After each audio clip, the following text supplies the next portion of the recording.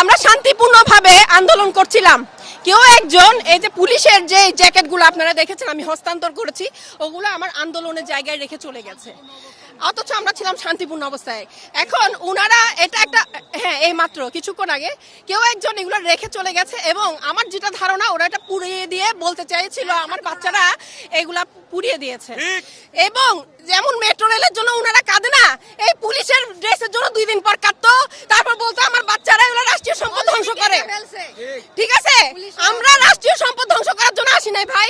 রাষ্ট্র আমাদের টাকা, আমাদের ট্যাক্সের টাকাই হয়।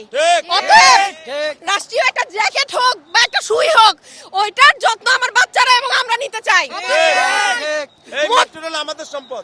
মতিউর বেনজিরের মতো তো আমার বাচ্চারা টাকা বার করতেছে না। একটা জ্যাকেট পাইছে তা পর্যন্ত বলতেছে ম্যাডামকে ফেরত দিয়ে আসেন।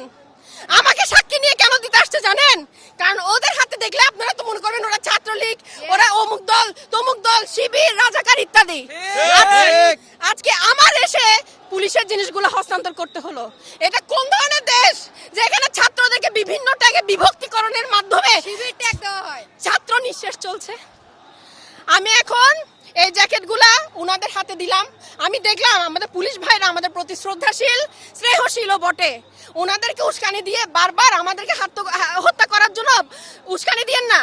ওনারা মানবিক আছে, আপনারা মানবিক হন।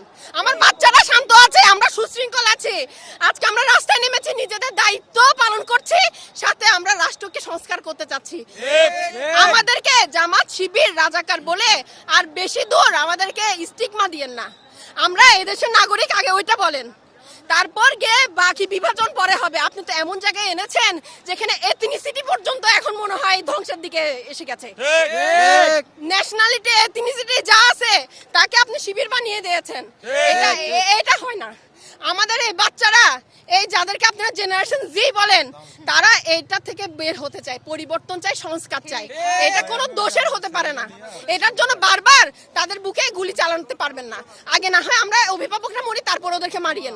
এর আগে একটা গুলি আমার বাচ্চাদের কাছে পড়বে না।